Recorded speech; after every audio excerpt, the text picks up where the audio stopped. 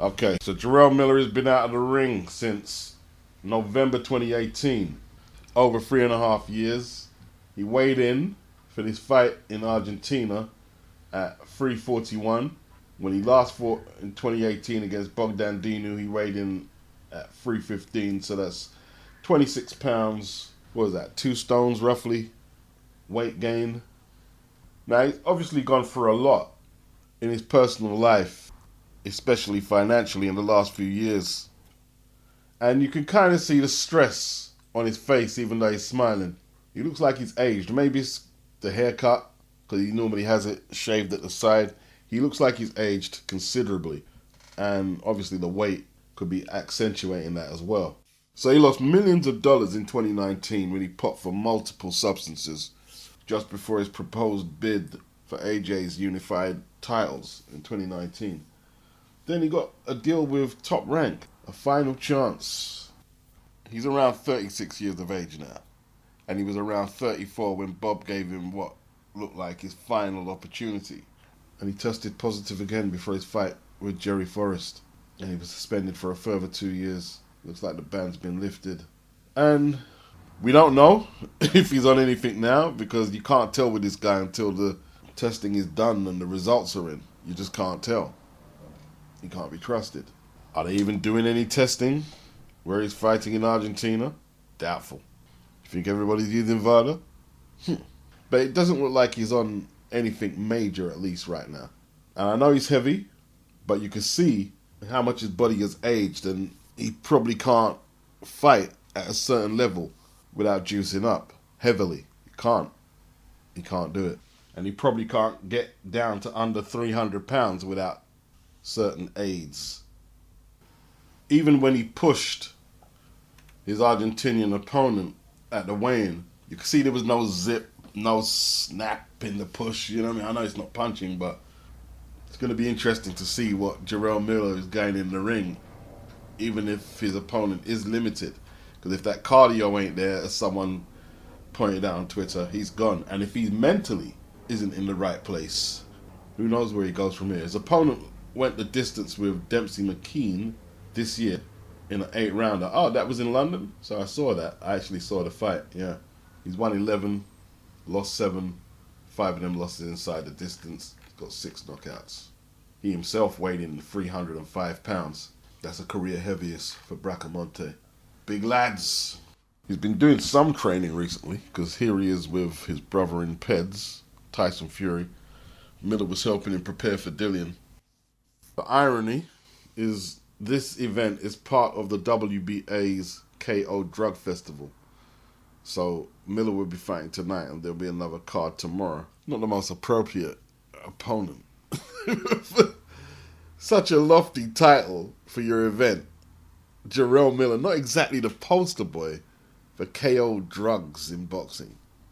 The WBA is a joke. They seem incapable of seeing any stupidity that they do, and they do a lot of it. They just seem incapable of seeing it. How they're still in business, nobody knows. So Eddie might be exaggerating a little here, saying it's 10 times bigger, but of course he was exaggerating, yeah? The question I would ask Eddie is, why is he comparing Canelo versus Triple G, a fight that he's actually making, to Crawford versus Spence, a fight that the PBC are not making? They're not actually making the fight. But that won't stop the PBC media and fans, Leonard Ellaby, and the minions who run behind him hoping to get a cosign for their garbage boxing channels, from jumping in the debate saying, yeah, Crawford and Spence is a bigger fight. Hold on.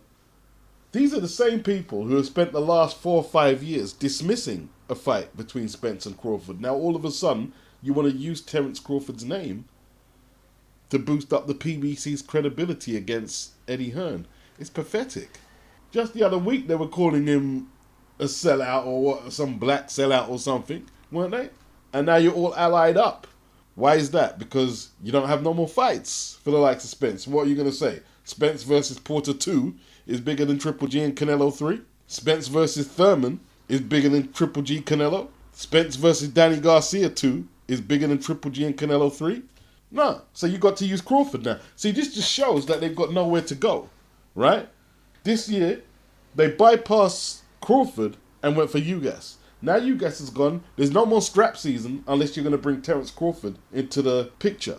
And apparently they haven't sent him a contract. Errol Spence was talking a good one that, oh, I've got to fight Crawford next. I've got to fight Crawford. But apparently Crawford hasn't been sent a contract.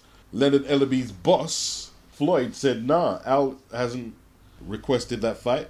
But yet Leonard is thumbsing up comments saying that Crawford and Spence is a bigger fight. A fight that he, because he is PBC, Heyman, is it Tim Brown or Smith, whatever, Tim whatever, yeah? They got no interest in making the fight. They will use anything or anybody for their propaganda war. You know, if you're going to argue a fight is bigger than Eddie's fight or DAZN's fight or Matchroom's fight, at least make it a tangible fight that you're going to make or have intentions of making.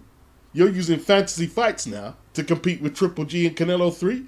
You might as well say Joe Frazier versus Ali 4 is going to be bigger than Triple G Canelo 3. Because it's got about as much chance as happening as Crawford and Spence. Yeah, I said it. Yeah, and I know Ali and Frazier are both deceased. I know. I think some of the PBC contingent are confusing better with bigger. Spence and Crawford is obviously the better fight right now. But it's not a bigger fight. It's not a bigger fight. There's just no way. Well, you think one loss to Bivol is going to hurt Canelo's drawing power to the fact that someone like Crawford, who's never been able to sell, and Spence, who's never been in Canelo's league in terms of a pay-per-view draw, you think losing to Bivol is going to bridge the gap that much? I doubt it very much. It's a sad indictment in boxing that Triple G and Canelo should be even put in the same sentence as Crawford and Spence. Crawford and Spence are undefeated. It's for undisputed. Crawford is arguably the pound-for-pound best fighter in the sport. It should be a no-brainer. But the fact that 40-year-old Golovkin, right, whose current form is awful. When I say awful, he hasn't lost. But look, the likes of Murata, Zeremeta, Steve Rolls, Derevyanchenko was a good opponent, no doubt. But these are who he's fought since 2018 when he last lost to Canelo, right? The fact that he, with that current form there, is still being discussed if his fight is bigger than Crawford and Spence is a damning indictment on American boxing and the PBC. Canelo coming off a loss, not that that's a death sentence.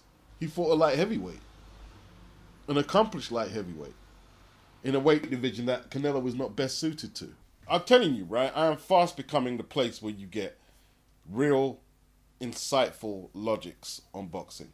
Even if Crawford and Spence was the bigger fight. The point is like, Canelo and Triple G have had their fight series already. They fought twice already. They are career-defining opponents for each other.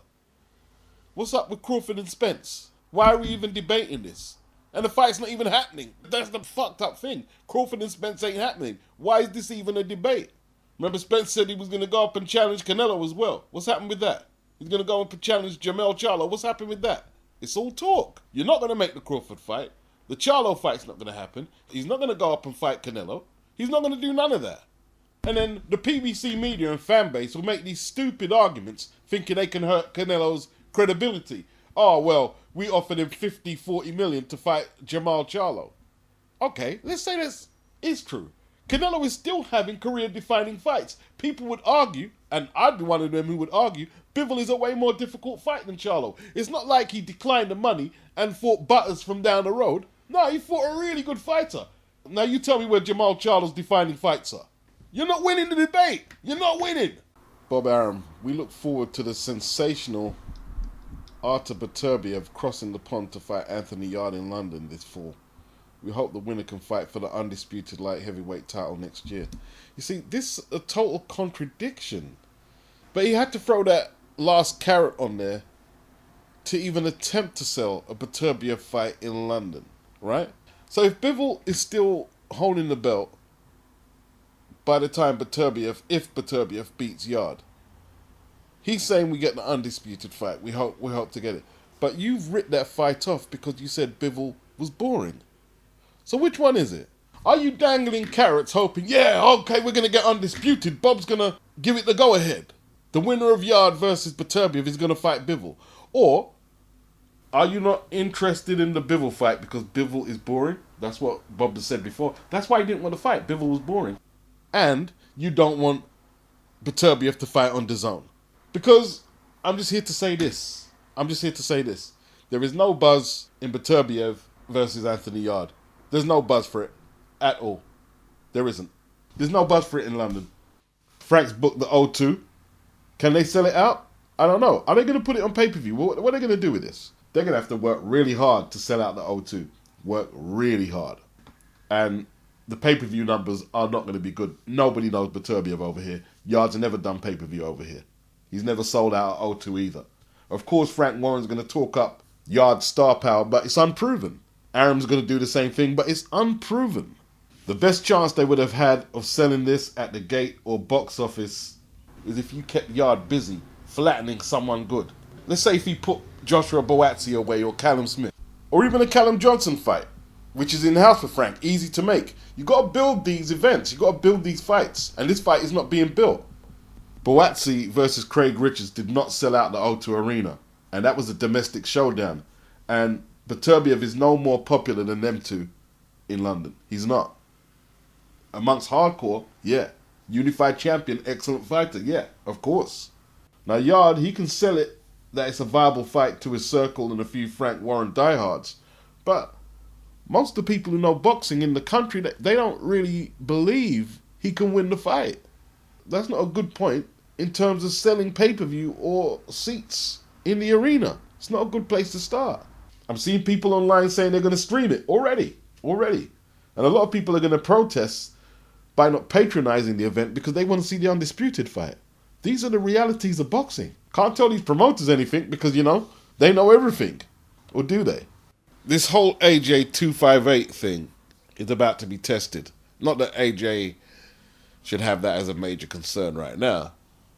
But when asked in a recent interview if he's still with Matchroom and DAZN, Lawrence Okolie, he said, "Is the mic on? If the mic's on, then yeah, I'm still with Eddie." I thought it a little strange that in another interview a few weeks back before Daniel Dubois fought Trevor Brown, he said, yeah, Daniel's the hardest hitter out of all of them, out of all the heavyweights.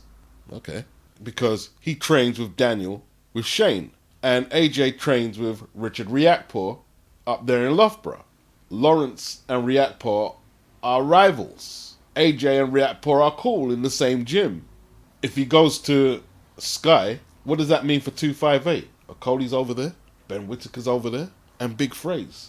Who's he fell out with? Has he fell out with AJ? Has he fell out with Eddie? Is he frustrated that he hasn't progressed further as the WBO Cruiserweight Champion? And if that is the case, how much can he really blame Eddie or AJ? Let's face it, some of Okolie's performances, even the last one against the Polish challenger, have not sold him to the world of boxing at large. Now, he has improved in some of his performances, but a lot of them have come under heavy criticism. The Isaac Chamberlain fight, the Matty Askin fight, are just two of a few. Now, he's very effective, he's very physically strong, he hits hard. But the fact that even Eddie said the shellac performance, his last defense, was boring. Maybe Lawrence didn't take too kindly to that. In this interview, there was talk of Okolie moving up to heavyweight, and he said, I'm not going to fight AJ. We're close, there's someone I look up to. That's his manager. So he seems like he's cool with AJ. I think it could be Eddie. Eddie's pissed him off. He wanted that Bradis fight, but that's been a tough one. That's been a very tough one. Like, Bradis came out with this terribly put together rap song wearing Super Mario outfits talking about he wanted to beat up Jake Paul. And then the Sowlands representing Wasserman seemed to be more interested in trying to fight Richard Riakporhe than unifying with Lawrence Okolie, which is strange because the Sowlands previously have had a good working relationship with Eddie, but maybe because they've got this Channel 5 deal and their own little setup, they're feeling themselves. So I don't see what Eddie could do about securing that Bradis fight. I really don't know what he could do. Bradis doesn't want the fight. Bradis is acting like a crazy person right now. I don't know, it's looking messy though. AJ's got some 258 fighters on Matchroom and others on Sky. If Lawrence goes over to Sky, that's not going to go down too well with Riakporhe because He thought he was the main guy that Sky was investing in at Cruiser. And unless he gets that Okolie fight soon, that's going to put his nose out of joint. And maybe that's what Lawrence wants to do. I don't know. Dancing is not what a lot of people think it is. Dancing could actually be the most dangerous component in hand-to-hand combat. There are black metaphysicians who have got theories broke down. They might be half-baked, but women shouldn't be going to gym and pushing weights and all that. Dancing is all a woman needs to do, is dancing. It will give her all the core strength to deal with childbirth, contentness, physical strength, fitness, dancing. It won't imbalance her hormone level or make her too butch. Now, maybe there ain't a place for that in this world because women do professional sports and get paid a lot of money for it. A lot of people made a big deal about the stare down with AJ and USYK in Saudi Arabia. I don't think it was that big a deal. I didn't see USYK intimidating AJ, and I didn't see AJ intimidating USYK.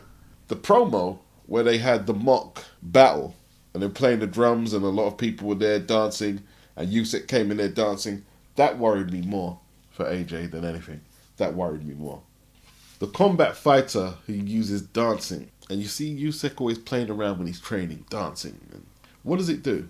Well, it releases a whole lot of endorphins. What do endorphins do? Endorphins help you cope with pain, stress, naturally produce, no drugs needed. And you don't have to be a dancing fighter, but if you can build up your endorphin level to a level of contentness regularly while you're training, it's a good thing. It's a good thing for combat sports. While AJ just kind of stood there, while USYK, as Fight Hype rightly pointed out, USYK took it over. He had the people getting involved, he was dancing away, probably released a lot of stress for himself after witnessing what's happened to his country. Looked like he was really enjoying himself. I was in two minds to put this in the video because a lot of people are going to think it's a load of bullcrap, but there's going to be a lot of you saying beats. I know where you're coming from. I know that. So it's worth thinking about. The most obvious connection between dancing and combat is perhaps capoeira, which was created by the Angolan slaves brought to Brazil all the way back in the 1500s. Capoeira's effectiveness lies in the steady flow of movement. A practitioner, a capoeirista, demonstrates in both attack and defense. It's not a joke. I'm not saying you have to become a great dancer, but just the benefits that it gives you. You know, like the worst thing that happened in black culture, if you like, was gangster rap and how it stopped people dancing, especially the hip hop community. That was one of the worst things. One of the best experiences you could have is going to a hip hop club in the 80s and you just see people just busting off moves just all the way through. Break dancing, popping, locking, running man, cabbage patch, all of that shit, man. Like I said, you don't necessarily have to be a dancer in the ring. That have to be your style. Like Sonny Liston, he used to have some very great routines when he used to skip and he used to crank up that James Brown Night Train. Crank that up, yeah. Sure, he's not the first person to play music while working out, but it was innovative. It was innovative. Then you got guys like Ali Shuffle, Prince Nassim, Sugar Ray Leonard, Roy Jones, Willie Pep, all dancing masters. When I was a kid, I remember asking the elders where I was staying at the time, why isn't Hector Camacho more famous? How come I've never heard of him before? This is when I was really getting into boxing. How come I've never heard of him? Because I couldn't get how someone was so talented. And it wasn't like, you know, something you had to be in a circle of those in the know. You can just watch that foot movement, that hand speed, the foot speed, and you know that's talent already. And he was a dancing master. He used to dance on his way from the dressing room into the ring and wear all types of costumes and stuff. Phenomenal. And at 130, I still say one of the best I've seen. I still say that at 130. No slouch at 135 either. This is not a one-size-fits-all video. It's whatever you can do to alleviate your stress levels, no matter what you're doing. Not necessarily boxing, but any occupation you have, anything you're doing, like parenting, caring, 9 to 5, business, going through illness. It's dealing with your stress levels. Dancing is not the end all and be all. It's just one component in dealing with stress, pain, disappointment, etc., etc. You know, and it shouldn't be underplayed.